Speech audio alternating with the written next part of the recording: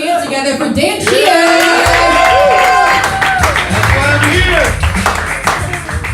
Hey guys, how we doing? That's good. People having drinks tonight, enjoying libations and beverages and such. I have not been drinking much as of late. I've been trying to focus my drinking into as little of a space of my life as I can. It's because I had one of those sobering moments in the mirror where you're just like, oh boy.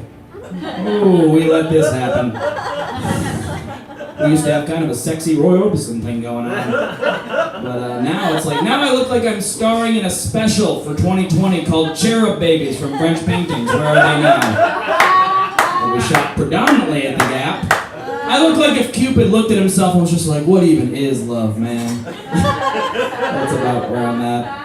No, it's fun though. I have been working out more. I've been going to the gym a lot. I found a couple of guys at the gym who are trainers who play Dungeons and Dragons, which is great. I'm like, this is my home. I'm here. I'm fine. We all met up and we played a game. I looked, it was like 1 buff dude, 2 buff dudes, 3 buff dudes, me. I'm now the least hot guy in a D&D group. That's not what I was going for. I saw a sign recently that made me laugh a little bit. It was a sign that said, Lost Cat, $5 reward. Which that's a sign that just says, lost cat, not my cat, keep it, it's your cat, not my cat, don't want that cat anymore. Because for $5, man, I'm not giving you a cat. I'm not giving you nature's little king for pocket change. I'll tell you what I'm doing with that $5. I'm going to take that money, I'm going to triple it. We're dealing with 15, these are big numbers. Me and that cat, we're both going to Noodles and Company, we're both getting pad thai, we're having a dope night. You're going to be out 1 cat, I'm going to be up 1 friend. That's our origin story. It's over. You've lost. Congratulations to me forever. I do love cats. I grew up with a cat. My parents were allergic to dogs. I had a cat ever since I was a child. It's great, because dogs, I always thought dogs were a little too into it, you know? Just a little too invested in the whole thing. It's like, give me a cat with a breathing problem whose love I need to win. Like, that's what I want. Like a dog's just like this overly enthusiastic best friend shaking you awake in the morning like, hey man, you want to play basketball? It's like, alright, cool out buddy, I've got my own stuff going on. Maybe we'll catch up later in the day. Cat's great. Cat's a little live-in grandparent. Just doesn't understand your life or the way you live it, doesn't care to learn. Doesn't know what Facebook is, doesn't care to learn. Keeps talking about some war, no war in particular, but you know they were there. That's great. And then I always feel bad though, I did spend a summer as a dog walker, and when we make dogs use the bathroom, they just squat down in front of everyone. They have to look around, they make eye contact, and they're like, is this the way that it has to be? This is how my life must be. I'm just like, oh, listen dog, I got my own stuff going on right now. We can maybe catch up about this idea later. Cats are great. Cat walks into the room like, hey man, I don't want to have this talk, but we're gonna. You know that box of sand you keep in the back room? Pooped in it. Pooped straight in it. But here's the good news. There's a lot of sand back there, so I went ahead and buried it. You can kind of catch up with that whenever you want. It was a good talk. I'm going to go fall asleep in a sunbeam. I was in a war. Good to see you. If you can't tell already, I was a super weird little kid growing up. I was very bizarre. I had very supportive parents, though. My dad would go to every anime convention I desired with me. He would always go and he would always pretend to have the most fun, which is like so cool as a dad, to have your son glue a third eye to his forehead and say, all right, I'm going to go with this. Like, I'm going to run with it. And at one such convention, my dad bought me a wooden sword, which was huge for me. I was never allowed to have any sort of toy weapons growing up because my mother was under the impression that toy weapons were the gateway to being a normal fucking child. So I was never allowed to have toy weapons, so this wooden sword was a big deal. I guess my dad was just like, whatever, you can glue a third eye to your head and play samurai alone in the backyard. The odds of this seeing a real child anytime soon are probably pretty slim. So my dad buys me this wooden sword, so I go online and I find out that I can take classes with this wooden sword, learn the Japanese art of kendo, wooden sword fighting. All of a sudden, I'm prepared to defend my family's honor. I pitched the idea to my dad. It's like, what, $300 a sesh? That doesn't matter when you're 12. And so my dad says, listen, I'll pay for boxing. Hell, I'll pay for karate. But I'm not going to pay for sword fighting. I was crushed. I was ruined. But now as an adult who's like worked in exchange for money, I kind of get it, because like the idea of a 12-year-old being the one defending the house with a wooden sword is ridiculous. Like, I've never been walking home as an adult and been like, wow, this guy's following me kind of closely, it's a little late, I might get mugged here. What this guy doesn't know, I have my family's ancestral soul blade. Now I'm gonna cut him down, absorb his strength, use his power as my own, and I get all his memories. I do someday want to have kids of my own. I think it's because I had cool parents growing up. I do someday want to have kids. It's far off in the future, but it's a good thing to know. I'm still dealing with like the whole factor of like, oh, people can make other people, and that's terrifying. So it's gonna be a little while. But I did have like really great parents growing up. So much so that I myself am afraid to get married because my parents, they never fight about anything. They're like the Bob Dylan of marriage, and I don't want to be the wallflowers. You know, not ready for that. It's like, all right, Jacob Dylan crowd here. It's good to know.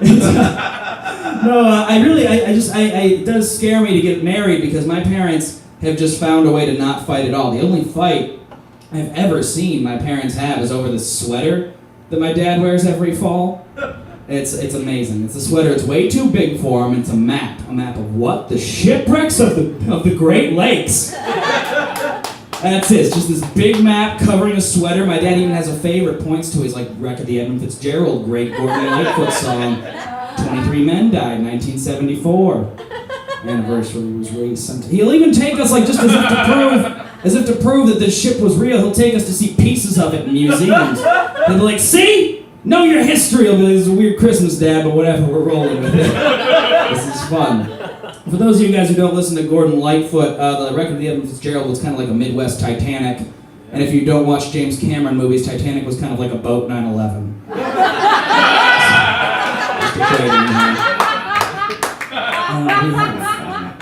I am an aggressively single human being. That's something that's important to know about me.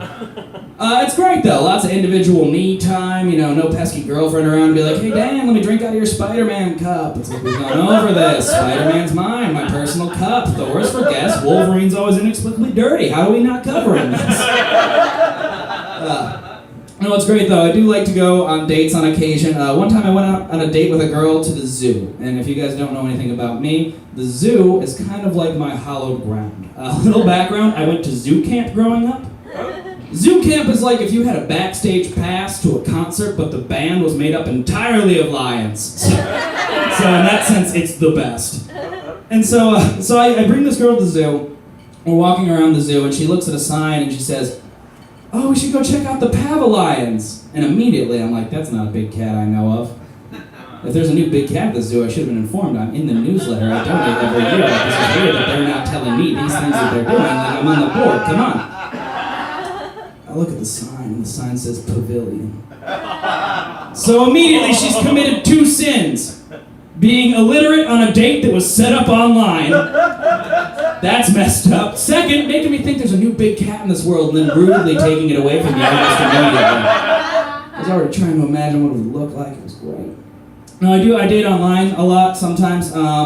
I enjoy it. There's some weird websites out there beyond OkCupid. It's like the deep sea. It's like the further you go past OkCupid, it just gets darker and darker. You're like, you can't see anything. Why does that fish have a light for its head? Does God even exist? I'm not sure, because I don't see him down here. Yeah. No, I found some fun ones. I found one called Divorcee Date. The way Divorcee Date works is the number one thing you have in common is being terrible at this. So that's awesome. That's a great way to get started. I found another one for people to date who both just have cats, which I love cats, but that's not a great place to start in common. It's like, we're both very lonely, and we're diverting that to small creatures. The best online dating website I found is called FaceMatch. And the way FaceMatch works is it takes a picture of your face, uploads it to the internet, finds some similar faces, and says, why not have sex with them? Because clearly you're out of options. You're here, after all, at facematch.com. Like, that's the worst way to find out your dad had a secret family. Like, oh, she looks like me and she's from Toronto. Oh, no! You guys, I'm going to get out of here. I'm running out of time, but I do want to leave you guys on a serious note here. I've talked about a lot of silly things, but we can all agree murder's not very funny, right? It's not, but do you guys want to make it funny together, step by step? Yeah, it seemed emphatic. Guys, here's the problem with the word murder. The D in it, it's just murder. It's scary, spooky, no.